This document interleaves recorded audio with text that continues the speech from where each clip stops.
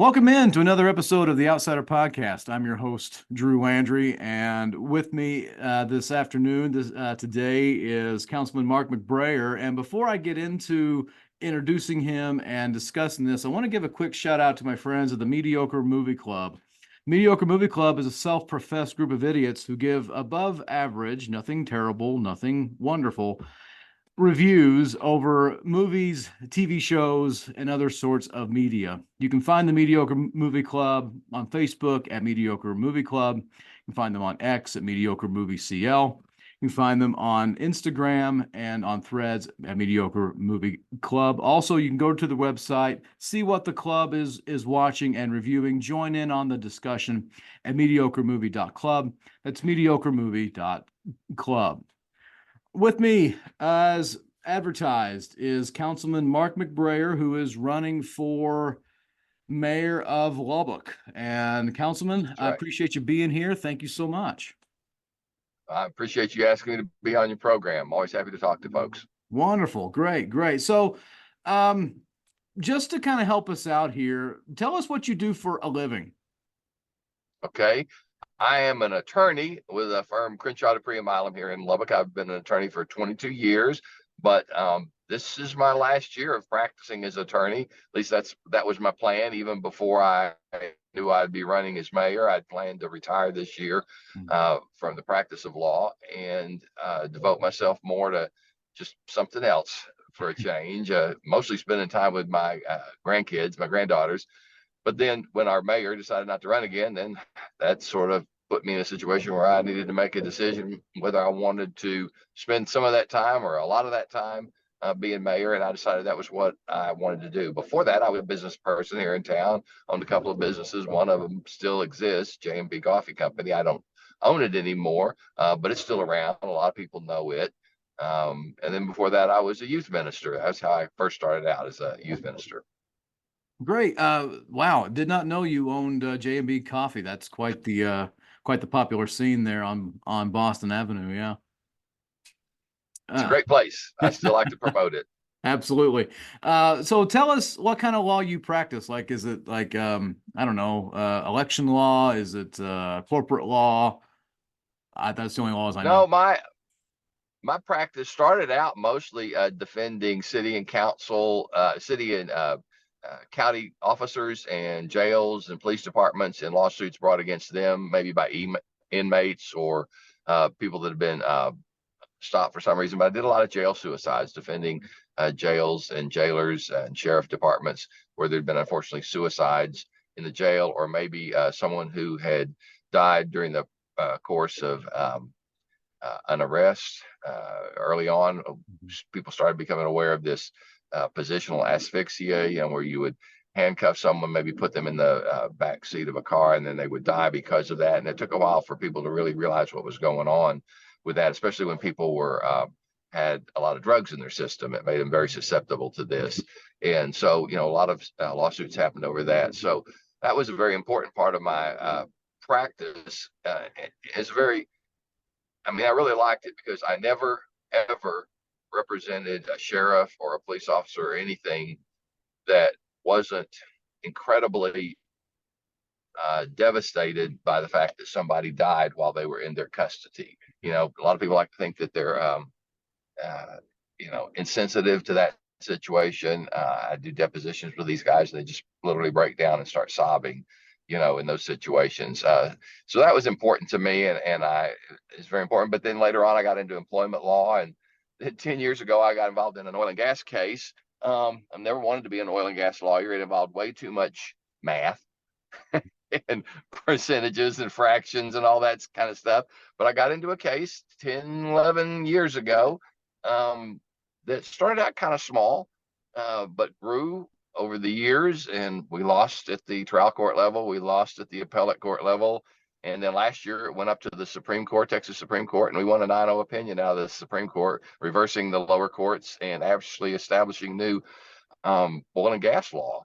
And if I'd have started out that way, I'd be a very famous oil and gas lawyer right now, because it's totally redone the oil and gas industry. Not favorably for a lot of folks. There's just the Supreme Court announced a new law. So it came late in my career, but I decided I was going to retire anyway. So not make my name off of it. Okay. Wow, okay. Yeah, that's quite the statement about your character. Yeah, that's really something. Wow. So what sparked your political activism? Well, again, 2 years ago, I decided to run for the city council here in Lubbock. And again, I knew I was going to be retiring fairly soon, um, and wanted to find some way to give back to my community. I grew up here in Lubbock. I've lived here. My wife grew up here. We've lived here all our life. Our kids live here. Our grandkids live here. And I've lived in the district I live in for over 55 years. And so I started out wanting to represent that district when our council person decided he wasn't going to run again. Served 2 years on the council. And then, like I said earlier, Mayor Payne decided not to run again. And I had to make a decision whether or not I felt there was something that I could give to this race that would provide the voters a choice. If not, I didn't need to get in it, but I felt like I did offer them a choice. And so I decided to pursue the mayor's office. If I win it, I'll be happy to serve. If not, I'll be a retired grandpa. So, Right. Well, I didn't know if there was like a particular instance that may have gotten you more like civically minded. Like, for me, when I was a kid, I really loved to look at presidents. I would study them. I'd read them. Some of my best. I often say to my students that some of my best friends are dead because I like to read yes. about John Adams and Theodore Roosevelt and Abraham Lincoln and all these people. But and also sports. Ted Williams and his activism and all that. So I didn't know if there was a particular instance like something you read when you were a student or when you were practicing law that said, this doesn't seem right. Well, yeah, I'm like you. If you looked at my library, I've got a lot of different books, but I've got a couple of shelves of biographies filled up with just about every president you can imagine. Mm-hmm. And so I've always been interested in the impact and the importance of politics when it's good, and also, it affects us negatively lots of times too.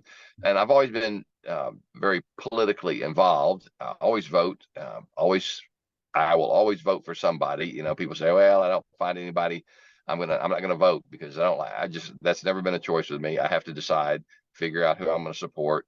Even if it means holding your nose and picking at least the two evils, whatever it is, I want to be involved. I've been a Republican all my life, except for my first vote. You may, my uncle convinced me when I turned 18 to vote for Sissy Farenthold. That was the first vote Okay. I ever cast. It was the last vote I ever cast for a Democrat, but since then I've been a rock-ribbed Republican. But that was my first. I voted every election since I was 18. Yeah, yeah. So I want to talk about some things that you've talked about on some other shows and other programs and some other things here, just to kind of get a clearer thing, because I find it interesting when you talk. I don't really get into this so that I can ask a 45-second question and let you talk for 10 seconds, as you've been on some shows that have done that. And I don't find that entirely fair to you. So that said, let's talk about this developer issue. Walk us through what all this is about, what this deal about wanting to get this gigantic student housing, like walk us through your side of this and let's tell your story. Okay. And that is you asked kind of one of the reasons I threw my hat in the ring for mayor. And that is kind of an issue where I was on. Fortunately, in both the cases, there was two developers who wanted to come into Lubbock and build student housing developments, housing around 600 to 700 students, right on the edge of existing residential neighborhoods. One was the neighborhood I live in, Tech Terrace, right across the street from Tech on 19th Street. The other one was right across from Tech on University in the Overton South neighborhood. Both of them are older neighborhoods, established neighborhoods, historic neighborhoods, a lot of residences in them. So these developers came and wanted to build, and I understood, why they would want to build there next to Tech. Tech's a growing institution, and they need places for these kids to live. And both of these were great developments. I mean, they were great developers, but they were just highly inappropriate for where they were located, because they came to us. They couldn't have built what they wanted to build with the zoning that existed in these locations. So they had to come to us and ask for a zoning change, to change the zoning to something else so they could build these 700 very dense, 7-story tall, 5, 6, 7-story tall facilities for these students that basically required them to do away with all the setbacks and all the density rules and the height regulations that existed in the existing zoning.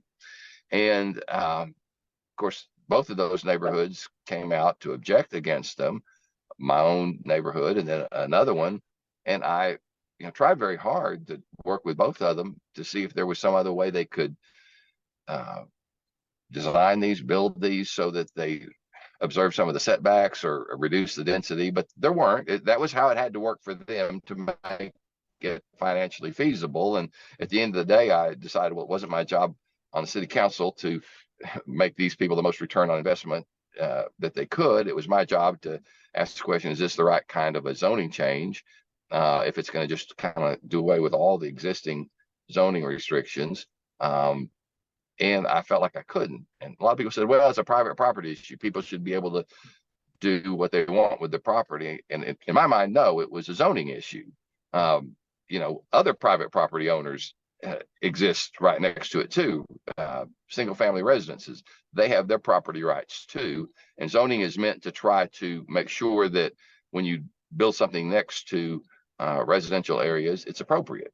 And I didn't feel like this was appropriate, so I couldn't vote for it. But they were narrow votes, and I realized that, with a whole change in our council, that issue is going to come up again. In fact, both those developers who bought that land have scraped them off, and they're ready to go. They hope that they get the new council that they want and get the votes they want so they can go up with these buildings. And I'm hoping that that's not the case. But it's been made into an issue like I'm against developers or I'm against development in Lubbock. And that's just simply not true. When these developers want to go develop on the outskirts of town, a new area, I'm all for it. I'm all for making it as easy as possible for them to do that. But when they come into an existing neighborhood and want to change the zoning, that's a different issue. And I'm going to ask some serious questions about it. So that's kind of it. And of course, the developers are very much in this against me and for one of my opponents. And so it's a fight I'm having to fight. Very powerful interest groups. And these are not bad people. And I'm not saying that at all. It's just that they've got their interests, but I'm kind of trying to stand up for the interests of the homeowners. Sure. And I appreciate you explaining that. When this happened, it was frustrating for me, and we're just spitballing here, and you've got more insight on this than I do, but it seems to me that there's this loud minority who want Lubbock to do nothing, and anytime anyone tries to do anything, that's when they show up and go no. I don't think this particular vote is an example of that, but I think this is an example of, like, we need some sort of affordable housing in some sort of way. That's my assessment. I'm not saying that this would have done that, but I also heard you discuss how you've tried to help them to get zoning change in another area. Well, maybe not zoning changes, but find another location for them to build, but they weren't on willing to play ball with that or be on board with that. Is that right? Yeah, and don't make no mistake about it. This is not affordable housing for students. These are very high end. These were both very high end developments, expensive rents. I visited one of their projects down in College Station. Beautiful, it's wonderful, but it wasn't right next to a residence either, and a residential area. And there was a lot of other stuff in between it. So it'd be great here in Lubbock, just not where it was going. And someone could build a different design there, a lower density that would work, and I could vote for it. But it would have to be somebody with a different expectation of their return on investment than these people, because what they do is they build these dense facilities, they fill them up at great rents, and then they flip them in a couple of years, sell them to an investment company, and that's their way of operating. I understand that, but it wasn't right here. So. Yeah. One more question on this, and then I'll move on to another topic here. Do you it was, if I'm not mistaken, and you and correct me if I'm wrong here, but that area where they wanted to develop or well, we use that word, build, was like, I don't know, like next to the hotel. And wasn't their area like already like after the zoning change was denied, was didn't somebody somewhere in that area demolish a whole bunch of property in that same uh Yeah, vicinity? the owners of the property have already cleared off the property in Yeah. anticipation of a new council and a new vote. Okay. They can come back again and ask for a zoning change Okay. again. And I think that they were anticipating or hoping that they get the 4 votes they need this time Yeah. to do what they, well, in one case, they need, I think, 6 votes, almost everybody on the council to vote for it. Okay. Because last time, 20% of the people around it at least signed a petition against it, which upped the number of votes they had to get. Now, whether that's changed, whether they bought any of those property owners out now and they own all the other property, I don't know. The other one in South Overton, the fellow who wanted to do this also owned all the property around it, so he Mhm. didn't have that. Uh, the house is right next to it, so he didn't have to get their permission or get a super majority vote. He only needed a majority vote, so that's how that worked. One Okay. of the quirks of zoning law changes. Thank you for explaining that. Thank you for I'm sure that bored everybody getting to that. death, but that's Yeah. how it works. Oh no. Believe me, as weird as it sounds, I've had so many people ask me about. You got to ask about this issue there on 19th, and I'm like, oh, all right. So it's got to ask somebody, and so yeah, you're the body that I'm going to ask about it. I want to get into the next issue, which blew up, and that was the sewer line issue. Yeah. And hard to believe, right? But you were quoted as saying that you were unaware it was going to be expensive in some regard. You thought it needed to be reexamined, and that's all fine. But walk us through like your thought process, like how you never really thought it was going to get these large quotes for lines on the sewer. Yeah, nothing has ever quite blown up, or the proverbial, hit the fan quite like it did with this. Mm-hmm. The others were organized groups coming to us. This was just like, I knock on doors. I've knocked on a lot of doors. And if I ask people, was there some issue that's important to you? Invariably, that comes up almost at every other door.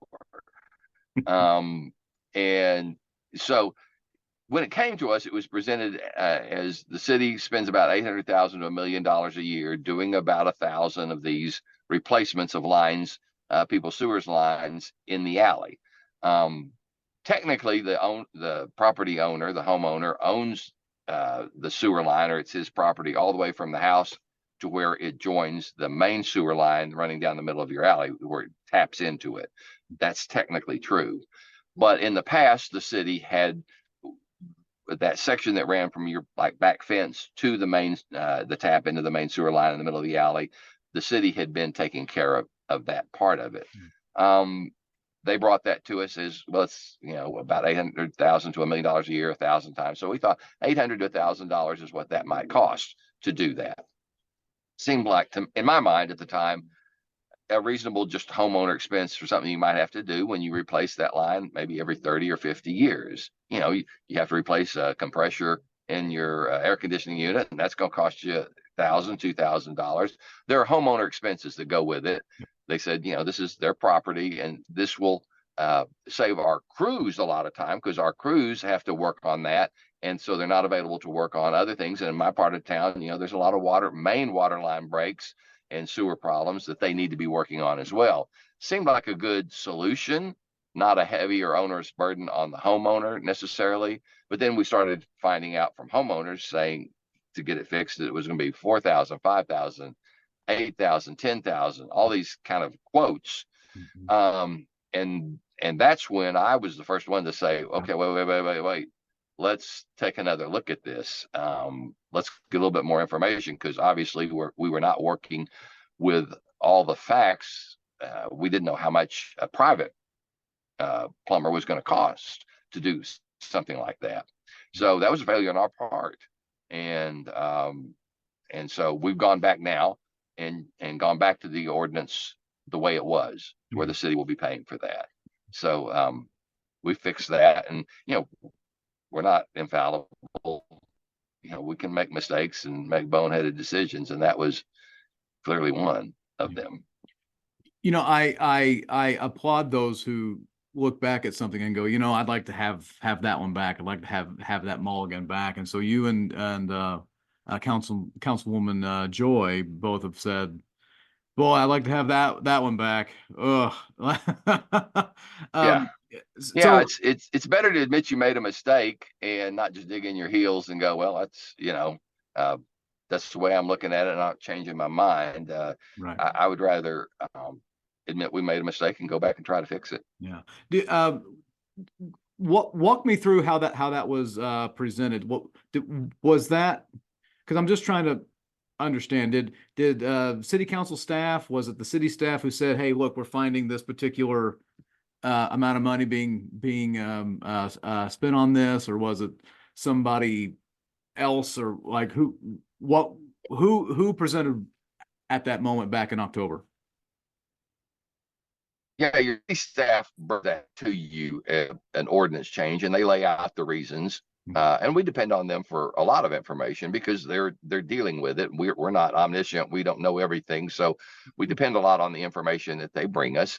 And of course, and this is not to criticize them at all, when they look at the issue, they're looking at it from the city's perspective. In that sense, the cost to the city to do something, what the city needs to do something. And that's how they analyze it and bring it to us. And so there were two issues. One was the cost to the city. I guess three issues, really: the cost to the city in money, the cost to the city in taking our employees' time away from working on the main sewer lines that serve everybody, and then working instead on a private line belonging just to one homeowner. And then the third was just the time it takes. If you have a lot of these, you have to schedule that, and you can't always get to the person's problem immediately. So we thought, well, if this allows the homeowner to go find their own private plumber to fix this problem, they can get on it quicker than waiting for us to schedule it. So those were the three ways we kind of looked at it, but we didn't have that fourth piece of information we needed. Really, was what's going to be the charge for a private plumber to come and do that. Yeah. And I actually had that happen to my house 20 years ago when we moved into it. But at that time, the city was paying for it. Yeah. So I didn't know what it would have cost me otherwise. Right. And but it happened the first week we moved into our house. So I do know the problem. Yeah. Backed all the way up into our house. We had to tear all the sheetrock off in the back of our house, totally replace it. It was awful. Yeah. Talk about a welcoming gift to your home. Oh. So okay. Appreciate the insight on that issue. Appreciate the work that's being done. There's an ad hoc committee being formed to further this, correct? Yes, and because there may be some way. We had a lot of plumbers, private plumbers, invest in equipment to try to do this. And it may be the case, if they can somehow arrange their costs to where they're more reasonable. I, as a homeowner, might say, well, I would rather pay my plumber to come out and do this today rather than wait a couple of days for the city to get around to it, even if it costs me more money. And so some way to allow the citizens to make that choice, but if they can't make that choice, to be able to have the city take care of it. Because I'm in an older part of town, and a lot of those failures occur in my part of town because of Orangeburg pipe. It's what was used, and that's probably got a useful life of 30 to 50 years, and then you're living on borrowed time after that anyway. Right. So right. All right. Well, again, thank you for your insight. Appreciate the explanation there. I want to this is something that I don't know if you've ever discussed, so let me just kind of set this up and just not meaning to put you on the spot, but I'm just kind of curious what your thought on here is. You one of your big campaign items that you voted against a tax increase, and that's very commendable. Thank you for doing that. But have you ever thought about maybe lowering the city's share of the sales tax? city has 1.5%, the state, I'm sorry, the county adds another half percent for a grand total of 2% added to the 6.25 to the state. So grand total 8.25% in sales tax for the city and county of Lubbock. I was just curious if you thought maybe if you lower it from the city's share of 1.5 to maybe 1.25 or maybe 1.10 or something along those lines. Have you thought about that? Is that something that you would even consider? No. Okay. Easy answer to that one. And the main reason is a property tax is very onerous, very burdensome.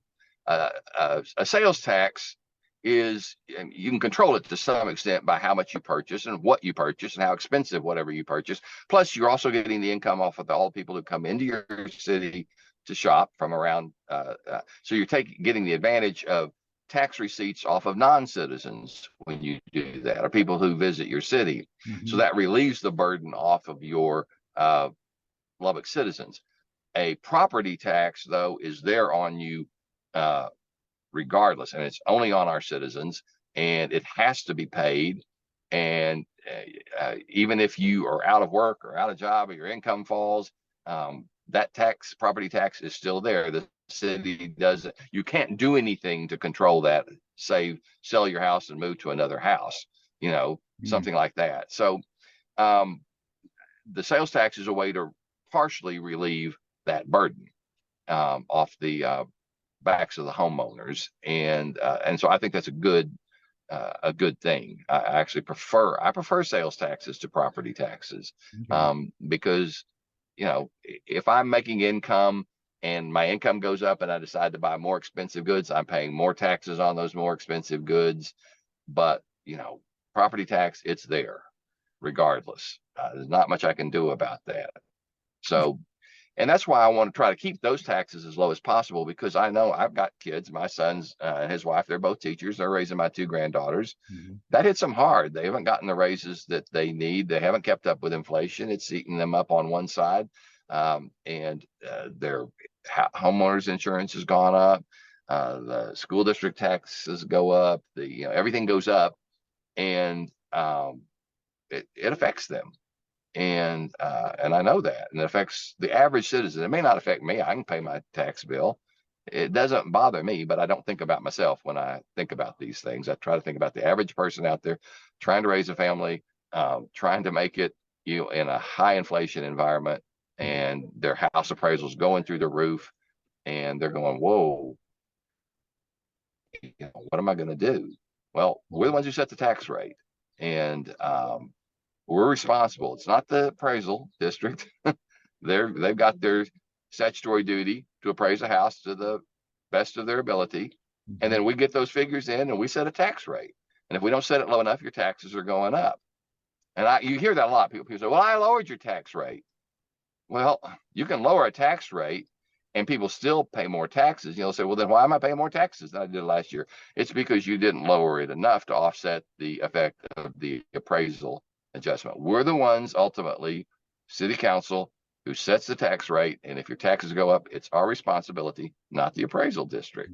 And, I want to take responsibility for that. And I want to keep those as low as possible, as a matter of course, so that if we ever do have to come to the citizens and say, we've got to raise taxes for this specific need that the citizens agree is a need, then I believe they'll vote for it. If it's public safety or road bonds, things like that. If they see that you've been conservative with their taxes and not just always raising their taxes year after year after year, you've controlled that, and you put it to a vote, they'll support it. And that happened with our road bonds here. If the first time they put it forward a couple of years ago, it failed after years and years of raises. First year I was on the council, we set the no new revenue rate for the first time in my memory. And we came back with a road bond, a little bit more money this time, and it passed overwhelmingly. People will reward you for that with things that need to be done, but they don't like it when you're just always coming to them and digging in their pockets deeper and deeper every year. There's a friend of mine. I'm sure he's a friend of yours as well. I think you're his councilman. He's one of the best barbers inside of Lubbock. likes to. Let's see. I don't go to the barber very much, though. I know Maurice. Yes. I'm sorry, Maurice doesn't have to work on me. No. Well, he does a heck of a job for a shave. I'll say that. And he's a great barber and a really good friend. Um, but he likes to say about how some past councils that may have ruined some people's ideas of the council, and that there could possibly be some ideas that, well, we voted on this, but yet you're not using the money for it. Do you think like maybe what's happened to the with the Coliseum, and then how that was shifted over to the Civic Center years ago, and then we're still waiting to see this whole Expo Center to be built at some point. Do you see this sort of voting for things and maybe not seeing them be done hurt trust of city leaders or any local leadership? Yes, and people talk about transparency and accountability, and Mhm. and really what that means is just being honest with the taxpayers about what you're doing with their money, because it is their money. And if they vote on something, they want to see it used for what they don't like bait and switch. No. And you know, people are naturally suspicious of government anyway. I'm a conservative, and I come from that school of thought. Limited government. Um, I, I think it's good for your taxpayers and your citizens to cast a wary eye at government. We're not angels, we're not perfect. Um, Self-interest and self-dealing can get involved in that. All those kind of problems can arise, and uh, so I want to try to rebuild faith and trust in our city government, that we keep our word, we do what we say we're going to do. We keep your taxes low so that when we come to you and with something that's very much a need, we can get support for that. And they trust us and know that we will actually do what we told them we were going to do with it. I don't like coming up. Yeah, I think that's part of the reason that road bond failed. We had a bunch of money in there for Broadway, but we really didn't have a plan for Broadway specifically and how that was going to. And people were going, no, this is just a bunch of money, and without a clear plan of how it was going to be used. And so it got voted down. But when we came back again, stripped Broadway out, added more roads, and it was clear how it was going to be used, what roads were going to be built, and when. And we had a citizens committee put together that issue. They voted overwhelmingly for it. That was a good government move, and that's how I think it needs to be done. Okay. Your shifting gears here, your candidacy was endorsed by the Lubbock Police Association, and that's a great honor. Congratulations for that. And they've had to have been impressed with your plan for public safety to earn such an endorsement. Um, do you mind sharing what your public safety plan is for the city and with the audience here? You know, Rising crime is one of the uh, biggest issues we've got to deal with here in Lubbock. And I mean, every night it seems like we wake up to a shooting, a Mhm. drive-by shooting, a murder, and it's it's becoming a very important issue. And a lot of it's drug and gang related violence. It's not that is something that you can get control on through your police force and through having more people out there on the streets and on patrol. It's not like the random domestic violence and things like this. You really don't know where it's going to hit, what the source of it is. And it's hard to control those kind of things. But Mhm. gang and drug related violence is one of the things you can get a handle on. And we've got to get a handle on it, because it keeps coming up that we're one of the 3 or 5 most dangerous places to live in the United States or in Texas. And Mhm. I'm not ever 100% sure if these articles that say those kind of things, if they're exactly correct. But I know people's perception is that things are getting much worse here in Lubbock, and I think it's a correct perception. At the same time, we're one of the 5 best places in the country to make a living or make it on your income. So, Lubbock's an attractive place, but we've got to get control of the crime problem. And if we do that, it will continue to be a very attractive place for people to move, for businesses to come, for families to raise a family. So to me, that is the number one priority. Besides the fact that public safety is the primary job and priority of local government, well, any government really. but specifically your local government. Mhm. So that endorsement is very important to me. It's probably, I think, the most important. If I didn't have any other endorsement, that would be the one I would want. Um, and so it is important to me. I spend a lot of time talking with these police officers, and they, 3 years ago, they had to spend their own money to come and lobby the city council to get raises. They'd fallen so far behind other cities, and they were losing officers to other cities where they could get paid more. Mhm. Um, that shouldn't have had to have happened. In the meantime, we spent well over $16 building a bunch of wonderful buildings, beautiful buildings, 3 patrol divisions and a brand new police headquarters. But to me, that was the wrong priorities. Buildings don't bring down a crime rate. Police officers, patrol uh, officers, that's what will do that. And the priority needs to be on getting our police officers pay up there so that we can attract people here and fill up our ranks and have enough officers on the streets. And then after we invest in them and train them, we don't lose them to Midland or Abilene or other places where they can make a lot more money. Uh, these guys are out there risking their lives for us. Mhm. Um, we have a great police force. We're going to get a new police chief here, and that's going to be a focus.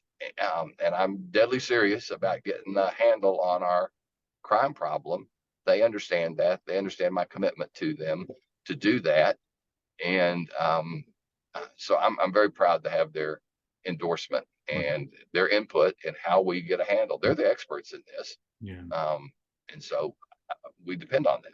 Sure. Well, not to sound um, um, confrontational, but I'm just trying to understand you. So you pay our police officers fairly, give them a raise so they don't leave, and you call for more police officers. Is that correct? Is that just the gist, or is there, Yes. or did I miss something? Or Yes. Nope, you didn't miss anything. We okay, do need more police officers, and we do need to pay them better. Which okay, means, of course, that's biggest part of your budget. It truly is. And but if it's a priority, then your budget money has to flow there. yeah, And in tough times like we're in, um, we're not in a situation where we can spend a lot of taxpayers' money on a lot of different things. I believe the taxpayers want us to get a handle on this crime problem. yeah, And so I believe they'll support us as we do what we need to do to get a handle on that, which may mean, making some cuts in some other areas or freezing some costs in some other areas so that we can do this. But that's what um, I'm prepared to lead to try to do. I've got to get 3 other people to vote with me to do things. I don't do that on my own. I don't have the ability on my own to just make that come to pass. yeah, But I think if the citizens vote, they know what I'm standing for. I've tried to make that as clear as possible. They know I have that endorsement. If they elect me, then I believe, and there's like 6 people in this race, yeah, that will say something as to what they want. yeah. And because I've defined just a couple of issues that I'm running on, three main issues I'm running on, Mhm. and so I I hope this vote is a clear statement about what and where we need to go as a city. Yeah. And the new council people we have see that and understand that too. Yeah. It is a quality of life a part of that public safety plan. It is, that's I've got 3 issues: lower taxes, Yeah. public safety, and protecting our neighborhood's quality of life. Those are my 3 big issues, and you know that I have distinctives, I think, in each of those areas from my other main uh, opponent in the race, Steve Massengill, who's also on the council with me and has been on the council for 8 years. He's got more experience than me, but I don't know that experience is the most important thing. The most important thing is, what do you do? What Yeah. have you done with that experience? And so that's kind of what I'm running on. But quality of life is important, but public safety is an important component of, we live in our neighborhoods. You want to be able to go outside and enjoy sitting in your front yard talking with your neighbors, and not have a random shooting take place and you're running for cover. And Yeah. and I say that because my daughter, several years ago, I live in a very nice part of town, Mhm. Wagner Park, Tech Terrace, half a block from my house. Roscoe Wilson, where I went to school. My kids went to school, half a block from my house. Mhm. A couple of years ago, my daughter was driving over to my house. She was driving down 26th Street, and right by Wagner Park. Two guys were in the park, staying there talking. The next thing she knew, a fight broke out, and one of them shot the other one. It was a drug deal, gone bad. Um, right in front of her. She got out of her car. She's a dentist. She's medically trained. Went to the guy who was on the ground. The other one ran off his backpack. And the guy died right there as she was attending to him. Traumatized her. It was a half block from my house. If the bullet had been, uh, you know, her. Mhm. Uh, about 3 weeks ago, my wife was with my grandchildren at their music lessons. They were coming out and they heard sirens, and police cars going, and 2 blocks away there was a shooting at a Stripes. Guy died. They could have been in there getting gas, Mhm. filling up for gas. So it's not something that happens to other people, other parts of town. It's creeping over into all neighborhoods, and we shouldn't wait for it to get to our part of town to get concerned about it. But it's basic. We have a stray animal problem too, and Yeah. that affects our neighborhoods. We've got to get control of that. So those are two main issues that affect the quality of life in our neighborhoods. More important than almost anything else, I think. Yeah. Uh, Well, great. Well, thank you for sharing that with me. I appreciate that. I just have one last question for you. At least I think I do. sure. And it's I've seen on your campaign um, materials you say a new direction, and I heard you in an interview say you want to go back. Does that mean you want to change the meeting time back to the evenings instead of this afternoon schedule thing? I think we can vary our meeting times. I understand why we went to the afternoon hours and not evening hours. It's less of a burden on our staff. But again, I have to always remind myself, I shouldn't have to remind myself, but we don't represent City Hall or city staff. We represent the citizens of Lubbock. Yeah. And so we need to make sure that our meeting time, but there's no perfect meeting time. I mean, it doesn't matter. People work in the evening, people work in the morning. You could set at any time and there would be people who say, I can't make it. And so uh, I think we need to at least every now and then offer a meeting time that makes it more convenient for some people with a different schedule to come and address the council because that's one of your basic rights as a citizen of the United States to petition your government. And, I appreciate it when people show up sometimes it's tough to listen to them. But I appreciate the fact that someone takes off from work and comes and tells us what they're thinking. And part of the reason I'm running too is I think it's important to have a little bit different attitude than I've seen in the past on our city council towards people who come to us. More respectful attitude, not acting like they don't know what they're talking about, or they're just living off of misinformation, or they don't know what's really important. They know what's important to them. We need to listen to them. We don't have to agree with them. They don't have a right to have us agree with them, but they do have a right to address us and have us listen to them. And sometimes we have to change our mind because of what we hear. So that's very important to me. Part of my new direction is a new attitude, rebuilding faith and trust in a council that listens and respects the citizens when they come and talk to us. And, there are a lot of people who have the ear of the council all the time because they're very influential people in the community. And, they can get in our door anytime they want. And they're as important as any other citizen. But the average citizen needs to feel like that door is just as open to him or her, and they have that opportunity to talk to their council person and be treated with respect. Um, Position is, if I don't want to listen to people, then I shouldn't run for office. No, Yeah. I shouldn't be on the city council if I'm not prepared to do that. That's part of the job. And people say, well, why do you talk to those people? They don't agree with you. They're not going to vote for you. They don't support you. And I say, very simple. They're citizens, and I'm a council person. That's very simple in my mind, basic. But the new direction really is back to some basics, because we don't live in a time where people's income is keeping up with inflation and everything. We cannot do everything that we want to do, that we would like to do as a city. We have to focus on what is absolutely necessary and make sure that get back to basics. What are we there for? What is the city government there to provide for its citizens? Basically, in tough times, we can't do everything without raising their taxes, and they're going through tough times, so that's not an option for me. Which means we have to focus. That doesn't mean I'm always going to be never raising people's taxes. If our incomes keep up with the rate of inflation and things are good, and there are things we need to do, that's an option. But it just wasn't this year to me. And it wasn't last year. But you kind of take that a year at a time. I'm not one of those people who says we're always going to raise your taxes regardless, because people's incomes don't all go up every year. We got to be sensitive to that. And that's where I come from.